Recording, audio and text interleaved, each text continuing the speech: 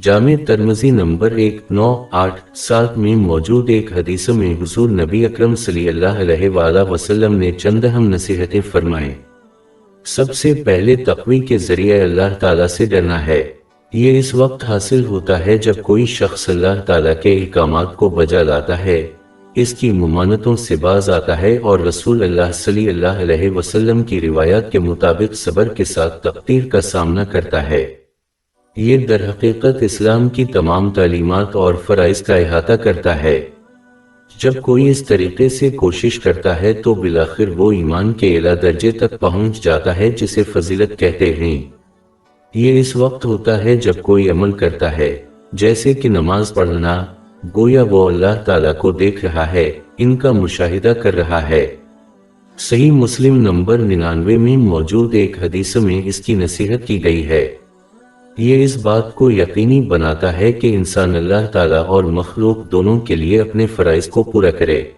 दूसरी नसीहत जो ज़ेर बहस मरकज़ी हदीस में दी गई है वो ये है कि मुसलमान को चाहिए कि गुनाह के बाद नेक अमल करे ताकि इससे गुनाह मिट जाए। इससे मुराद सिर्फ छोटे गुनाह हैं, क्योंकि बड़े गुनाहों के लिए सच्ची तौबा की ज़रूरत होती है।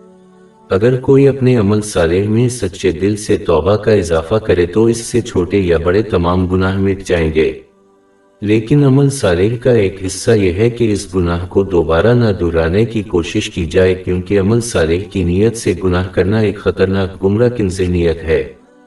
कोशिश करनी चाहिए कि गुनाह ना किए जाएं और जब वो सरजद तो सच्चे दिल से तौबा करे। आखिर में मरकजी हदीस लोगों के साथ हुस्न सलूक की तलकीन करती है। ये बहुत ज़रूरी है, क्योंकि हुस्न किरदार क़यामत के तराजू में सबसे भारी चीज़ होगी। इसकी तस्दीक जामे तिर्मिज़ी नंबर 2-0-3 में मौजूद हदीस से होती है। इसे सीखकर और इस पर अमल करते हुए हुजूर अकरम सल्लल्लाहु अलैहि वसल्लम की सीरत को अपनाना चाहिए। वो लोग जो दूसरों के साथ बदसलूकी करते हैं, ख्वाह वो अल्लाह ताला के लिए अपनी जिम्मेदारियों को पूरा करते हैं, वो क़यामत के दिन पाएंगे कि इनकी नेकियां इनके मुतासिरीन को दी जाएंगी और अगर ज़रूरत पड़ी तो इनके शिकार के गुनाह इनको दे दिए जाएंगे। ये इनको जहन्नम में फेंकने का सबब बन सकता है। सही मुस्लिम नंबर 6-5-7-9 में मौजूद एक हदीस में इसकी तंबीह की गई है।